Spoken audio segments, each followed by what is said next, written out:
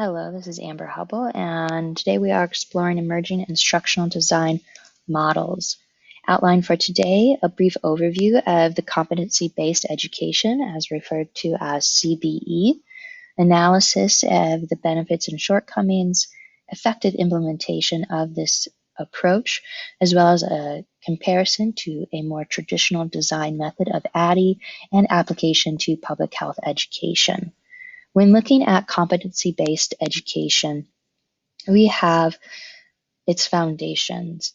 And in comparison to traditional instructional design, we see that competency-based education is a more personalized learning approach, has measurable competencies, it is outcome-driven, and it uniquely includes workforce input and feedback. In analyzing CBE, more in depth, the personalized learning can refer to step 1, in which instructors design sequence learning tasks. These tasks can be completed by the student in their own pace, as well as in their own manner. And with these outcome competencies, students are allowed to take from them their personal experiences as they will apply to their workforce development. Step 2 is to provide supportive information. Step 3, provide just-in-time information. And the CBE model ends with promoting practice. This is a measurable competency and outcome-driven model that includes assessment of a student's capabilities. And again, the workforce input allows for teachers to design a class where students can graduate and successfully have skills for a competitive job application. The benefits of CBE, that self-paced learning module, connection to the competencies where each assessment and task is directly related to a workforce skill, decreased student financial burden with the streamlining of the classwork, as well as assessment of minimum mastery so students have the confidence in their abilities. However, CBE comes with weaknesses. It is focused narrowly on the defined subset task for that course. Defining competency is a scale that is dependent on each instructor and program.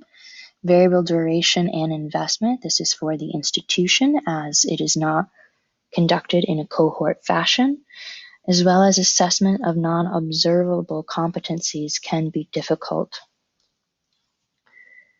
Traditional and emerging instructional design. When we compare CBE to the more traditional instructional design approach of ADDIE, we see ADDIE as a more linear design where the mastery of one step must be done before moving to the next.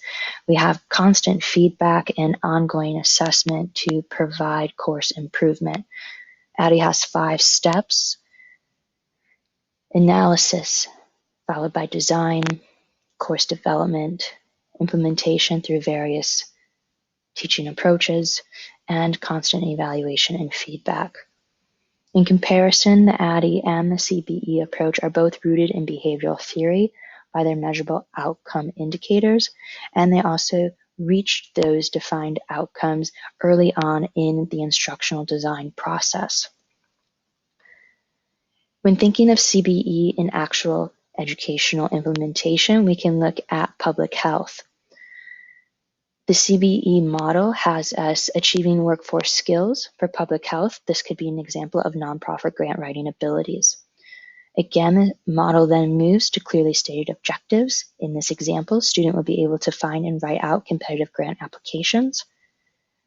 Following to step 3 in the model, goals aligned to a specific task and function. The student will be able to complete a needs assessment, complete programming, as well as complete a budget proposal. And to wrap it all up, the assessment of the abilities. That course will provide the student with the skills and the capability to submit a competitive on-time grant submission. Thank you.